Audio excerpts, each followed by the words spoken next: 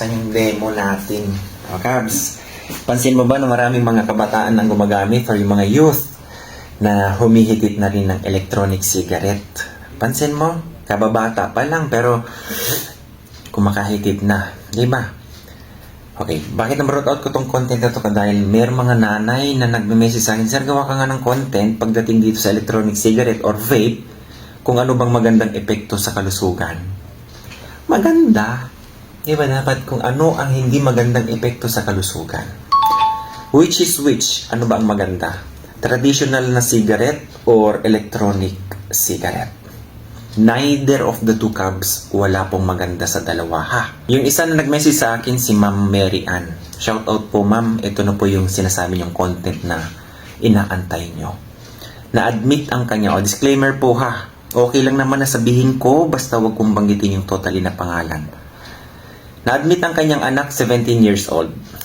To make the story short, yung anak niya dumudura ng dugo. Nagtanong yung doktor sa kanila, may bisyo bang anak kagaya ng paninigarilyo? Walay. Nung nanghingi ang doktor ng ID ng bata, masok ang magulang sa loob ng kwarto at doon nila nakita sa mga drawer kandamakmak na electronic cigarette. So nag-isip ang nanay at tatay na baka itong dahilan bakit yung anak nila dumura ng dugo. Kasi wala naman daw siyang ibang kundi ito lang. Sabi nung anak, yan lang naman eh. Bakit naengganyo ngayon ang mga kabataan sa paggamit nito? Nahuhook sila. Nahuhumaling sila. Sige nga, ng electronic cigarette. Alam niyo ang number 1. According sa Center for Disease Control, CABS, ito ang kanilang sinasabi. Dahil sa misleading health claims. Diba? Pansin nyo, sinasabi na ang e-cigarette ay mas safe, less harmless as compared to traditional cigarette. Siyempre na-imprinta sa utak ng mga kabataan yan. Sige nga kabataan, bakit ikaw naengganyo na gumamit ng vape? Una, dahil sa nakita mo safe daw, harmless daw, mga ganyan. Kasi ito yung mga reason kung bakit gustong-gusto ng mga kabataan ito. Kasi sinasabi ay flavored water vapor. Huwag kang maniwala, Cabs, ha? Ikaw kabataan, huwag kang masyadong magpapaniwala dyan. Okay? Una yan. Pangalawa, ikaw ba'y naengganyo dahil lahat ng kaibigan mo nag-vape, ikaw na lang hindi? So, nakiuso ka na rin. Pangatlo, dahil napakaganda ng kanilang presentasyon sa advertisement pagdating dito, iba-ibang mga shape, mga ganyan. Apat, may iba-ibang flavor. Diba? Kung ikaw pumili ka ng mga flavor, pwede mong piliin kung ano yung gusto mo. Kaya nahuhumaling sila sa amoy at lasa. On prolonged use ng electronic cigarette. O ikaw kabataan na nanood sa vlog ko ngayon, bakit ginawa ang electronic cigarette? Ay, syempre sir, business, okay? Ang purpose talaga is para ito yung alternative for smoking tobacco. Yung traditional, para at least pwedeng mag-quit daw yung naninigarilyo ng tabako, ito na lang ang gagamitin.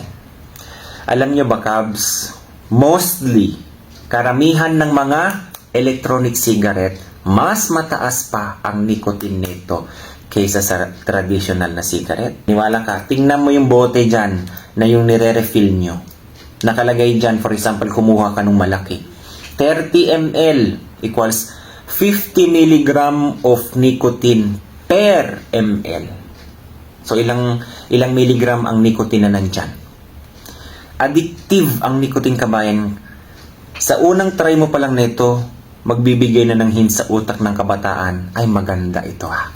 Tapos yung flavor, napakabango. Ayun, nagustuhan. Previously unknown or underestimated effects ng electronic cigarette. Pakinggan mo ng maayos. Kabata-bata mo palang nag-electronic cigarette ka na. Una, deep tissue lung damage. Bakit na makakasira yan, sir? Ang taas ng nicotine, kabayan. Kung tutusin mo, oo, mostly na mga electronic cigarette, meron yung nicotine. Bakit ka na-addict? Sige nga, bakit gustong-gusto mo? Dahil sa flavor? Hindi Meron itong content, kabayan, na nagbibigay sa addictive effect dyan sa utak mo na gusto ko to. Vaping can cause severe acute lung injuries, kabataan. Bago-bago pa lang yung lungs mo, ha? Kaya huminay-hinay ka dito. Electronic cigarette, vaping associated lung injury o yung EVALI. Na pwedeng magresulta yan, kabayan, na nililink kasi yan na nandito sa vitamin E acetate and other substance. Kasi aerosol, kabayan na pwedeng makadamage sa inyong mga lungs. Narinig nyo na ba yung tinatawag na popcorn lung?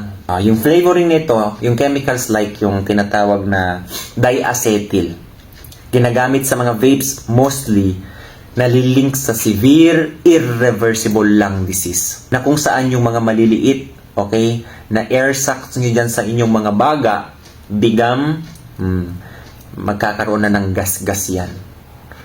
Causing, yan yung na hindi nawawala yung pag-ubo mo. Chronic coughing at saka yung akala mo inaatake ka kung ano-ano dyan sa hirap kang huminga, shortness of breath dahil yan sa epekto ng hinihitit mo. Pwedeng magkaroon ng toxic metal inhalation. Bakit? Yung heating coils ng electronic cigarette, kabayan, pwedeng makarelease yan ng toxic heavy metals. Kagaya ng nickel, tin, lead, chromium. Karamihan hindi po alam yan. Yung coil dyan sa loob na sumusunog dyan sa liquid na yan. Na kapag yan, na-inhale mo, direct dyan sa lungs mo, diretso yan. At pwedeng magkaroon ng chemical transformation. Very risky yan, Cabs. Yung liquid kapag nasusunog. Sige nga, kapag yan, siyempre, hinit-hit mo, uminit yung coil. Pwede niyang mag-create yan ng panibagong very dangerous na chemical. Kagaya ng formaldehyde. Yung acrolein, Cabs, hindi mo alam? Hindi yan present sa original na liquid. Pero kapag yan ay uminit na, nagkikreate ng bagong chemical. Na yan ang sinasabi sa kanilang pag-aaral, which is nakalink yan sa pagkakaroon ng cancer at sa maagang pagkakaroon ng sakit sa puso. At okay, pagdating naman, kabayan, sa brain development at yung cognitive impact. Alam nyo, adolescent brain, still developing pa lang yan, tapos humitit ka ng ganito. Maapektuhan lalo na yung prefrontal cortex nyo. Yan ay responsible saan? Sa planning, sa judging, sa impulse control. Kaya yung mga nagtitik ng ganito, tinan nyo, mga mabilis magagalit yung mga ganyan na bata. Nagwawala-wala. Dahil sa nicotine nang nandito sa vapes, kabayan, pwede niyang i-rewire yung brain mo. Leading sa tinatawag na long-term memory loss. Kaya hindi mo ma-pick up kung ano yung pinag-aaralan niyo sa school. Learning difficulties. Pwedeng tumaas yung risk mo sa pag-develop yung tinatawag ko na mabilis magalit, depression, anxiety, bata pa lang. O kabataan, hindi lang ito sa lungs o kaya sa utak ang puntirya nito. Pwede din magkaroon ng impact sa cardiovascular. Kasi ang pag-vape, kabayan, pwedeng mag-cause yan, bata-bata ka pa lang immediate vascular changes. Okay? Diyan na yung pagdating ng araw, yung mga arteries mo naninigas yan. Tendency, siyempre tumataas ang blood pressure mo. Ano kayang dahilan ayos naman kinakain mo, pero puro vape ka naman ng vape. Bata ka pa lang. Pwedeng mag-cause yan ng heart attack balang araw pag ikaw lumaki. Maniwala ka, kaya tigil-tigilan mo yung paggamit ng vape, kabayan. Alam nyo ba na merong hidden ingredients to? Okay. Sinasabi sa mga research, kabayan, na in-indicate that the majority ng mga chemical na ginagamit dito, yung ingredients sa vape, are not identified. So, alam nyo ba kung nilalagay dito? So, kung nakikita nyo dyan sa mga vape nyo, e-cigarette nyo, labeled nicotine-free, actually hindi. Merong nicotine yan. Totoo yan. Kaya ka nga naa-addict kaya nga hindi mo nabibitawan So, dito kasi, kabayan, ang problema, kung ito ay ginawa bilang alternatibo sa mga naninigarilyo ng totoong tabako, yung mga kabataan ngayon hindi naman sila naninigarilyo ng araw. Bakit naghitit na sila ng mga electronic cigarette? Yan ang problema. Okay? May health effects talaga yan, Cubs. Neither of the two nga eh. Kahit itong electronic cigarette o yung traditional na cigarette, wala pong magandang naidudulot yan. Sa totoo lang. Eh lalo na yung kabataan ngayon, tingnan mo oh. Fresh na fresh pa yung lungs mo, yung utak mo. Tingnan nyo, nawawala ng focus lagi yan sa pag-aaral. Kapag ikaw humitit ng ganito, bata ka pa lang. Kabataan ha, pakinggan nyo yung magulang nyo kapag sinasaway kayo sa paggamit ng ganito ha. Para sa kabutihan mo rin yan. Tingnan mo nangyari sa anak ni Ma'am Mary Ann sa Bulacan. O hindi nila alam na yung anak pala nila humihitit ng electronic cigarette. Okay, awareness lang yan, Cubs ha. Bantayan nyo po yung mga anak nyo. Huwag po matigas ang ulo ha, kabataan, sinasabi ko sa inyo. Nasa inyo din yan, balang araw. Yung mga pinaggagawa nyo habang bata pa kayo, aanihin nyo yan pagtanda nyo, sinasabi ko sa iyo. May anihan talaga, kabayan. So, mas mainam na habang bata ka, pagandahin mo ng kalusugan mo para balang araw, maganda din ang aanihin mo. Okay? Huwag kayo dito sa misleading health claims ng electronic cigarette na ito ay harmless, ito ay safe. Hindi po.